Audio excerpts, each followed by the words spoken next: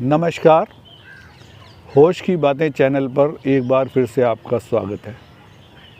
आज हम थोड़ा सा बात करेंगे प्रकृति के संतुलन की। देखिए प्रकृति ने जो भी जीव जंतु इस धरती पे बनाए हैं, कहीं ना कहीं वो सब हमारे इकोसिस्टम को सपोर्ट करते हैं, एक प्रकृति के चक्र को चलाने में मददगार हैं, सिवाय इंसान के। सिर्फ इंसान एक ऐसा है जो प्रकृति से छेड़छाड़ नाजायज़ करता है। अभी एक डॉक्यूमेंट्री आई है एलिफेंट विस्पर्स, जिसको कि ऑस्कर मिला है। अभी मेरे को मौका मिला उसको देखने का। उसमें एक बात मुझे बड़ी अच्छी लगी कि जो जंगल पे आधारित जिनका जीवन है, आदिवासी लोग हैं, वो आज भी जंगल से उतना ही लेते हैं जितनी उनको की ज़रूरत है। अपनी आवश्यकता से ज़्यादा दोहन नहीं करते जंगल का।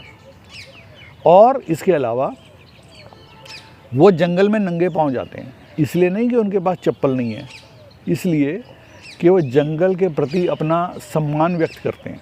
जो जंगल उन्हें जीवन देता है, जो जंगल उनको रोजी रोटी देता है, जो जीवन यापन करता है, उसके प्रति सम्मान प्रदर्शित करने के लिए वो जंगल में नंगे पाँव जाते हैं। ये उनका सम्मान प्रदर्शित करने का तरीका है। अब हम देखें कि हम प्रकृति का कितना सम्मान कर रहे हैं। एक छोटी सी बात है कि एक व्यक्ति एक बार बीमार हो गया, हॉस्पिटलाइज होना पड़ा उसको ऑक्सीजन लगा दी गई। 1-1.5 महीना 2 महीना तक उसको ऑक्सीजन लगानी पड़ी, क्योंकि वो ठीक नहीं हो रहा था। 2 महीने बाद जब वो ठीक हो गया, ऑक्सीजन उसकी हट गई, तो डॉक्टर ने जब बिल दिया तो बिल देख के बड़ा परेशान हो गया, उदास हो गया बड़ा। डॉक्टर काफ़ी अच्छे थे, रहमदिल थे, उदार थे। उन्होंने कहा आप बिल की चिंता ना करें, यदि आप इस बिल को नहीं पे कर सकते हैं या कुछ कमी पेशी है तो हम उसकी आपकी मदद कर सकते हैं। तो उसने कहा नहीं, बिल की पैसों की मुझे कोई चिंता नहीं है, मैं तो किसी और बात से चिंतित हूँ। किस बात से चिंतित हैं आप? उन्होंने कहा आपने 1.5 महीना मुझे ऑक्सीजन लगाई है और इतने लाख का ये बिल मुझे पेश कर दिया। ईश्वर तो मुझे बचपन से लेकर अब तक ऑक्सीजन देता रहा है, तो उसका कितना बिल हो गया? मैं आपके बिल को देखते हुए ये सोच रहा हूँ कि जिस ईश्वर ने मुझे आज तक ऑक्सीजन बख्शी और कभी मुझसे कुछ नहीं मांगा, तो उसका बिल कितना हो गया? तो सवाल ये है कि प्रकृति हमें इतना देती है, भरपूर देती है, लेकिन क्या हम उसके प्रति कभी शुक्रगुजार होते हैं? या कभी हम ये सोचते हैं कि हम प्रकृति से उतना ही लें जितने की हमें आवश्यकता है? देखिए, यहाँ एक बात और मैं मेंशन करना चाहूँगा कि सुविधा सुख देती है, ये सच है, लेकिन विलासिता वो पतन की ओर ले जाती है, वो सुख नहीं देती। उससे तो आप नई नई परेशानियाँ अपने लिए पैदा कर लेते हैं। अब जिस देश में 25% लोगों को आज भी पीने के लिए साफ़ पानी ना मिलता हो, और वहाँ पर यदि आप पानी की बर्बादी करते हैं, तो कहाँ तक ये बात ठीक है? हम यदि कुछ प्रकृति को दे नहीं सकते, तो इतना तो कर ही सकते हैं कि उससे उतना ही लें जितने की हमें ज़रूरत है। देखिए, जितने भी जानवर हैं, जितने भी जंतु हैं, सबके साथ एक बात है कि वो जितनी उनको भूख होती है उतना ही खाना खाते हैं। उनको यदि पेट भरा होगा, उनके सामने आप कुछ रख दो, वो नहीं खाएंगे। यदि उनको प्यास नहीं है तो उनके सामने कितनी भी स्वच्छ नदी बह रही हो, पानी नहीं पिएंगे। क्या हम ऐसा कर पाते हैं? नहीं कर पाते हैं। तो जबकि सारे जंतुओं में सबसे ज़्यादा विवेकशील, बुद्धिमान इंसान को ही बनाया है, लेकिन हमने इस बुद्धि का सदुपयोग नहीं किया।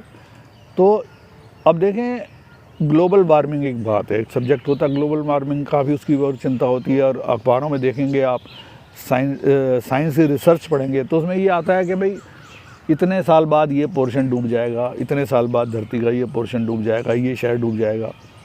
कभी हमने इस बात की चिंता करी? क्यों नहीं करी? क्योंकि हमें पता है हमारे सामने तो ऐसा कुछ नहीं होने वाला, हमारे बाद में कुछ भी होता रहे। लेकिन क्या ये सोच सही है?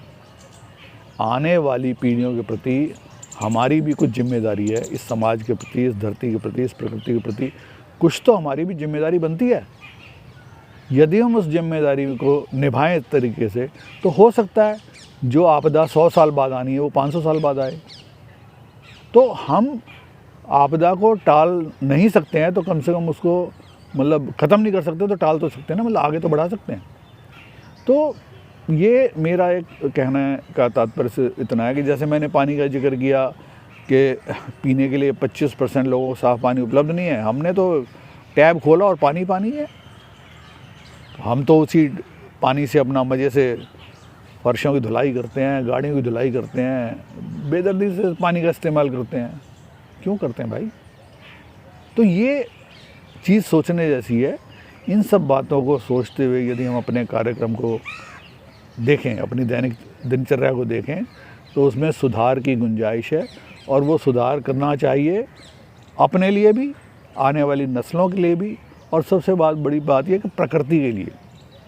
आप यदि कभी शिमला जाओ अब, तो आपको सारे पहाड़ ब्राउन कलर के नज़र आएंगे, किसी पहाड़ पे कोई पेड़ नहीं बचा, इतनी अंधाधुंध कटाई हुई है। नतीजा क्या है? लैंडस्लाइडिंग इतनी हो रही है। तो आज से मानोगे 20-25 साल पहले मैं कभी जब शिमला जाता था तो सारे पहाड़ हरे हुआ करते थे, इतना पेड़ होते थे वहाँ पर। अब पेड़ ख़त्म हो गए सारे। तो इसी तरह से यदि हम हर चीज़ को बेदर्दी से इस्तेमाल करते ख़त्म करते जाएंगे तो नतीजा एक दिन क्या निकलेगा? हो सकता है हमारे जीवन काल में वो समय ना आए, लेकिन आएगा तो सही जिस हिसाब से हम कर रहे हैं। तो इसलिए इन सब बातों को ध्यान रखते हुए हमें इस चीज़ का ध्यान रखना चाहिए और ऐसा काम नहीं करना चाहिए जो प्रकृति के संतुलन को ख़राब करे। आज के लिए इतना ही। धन्यवाद।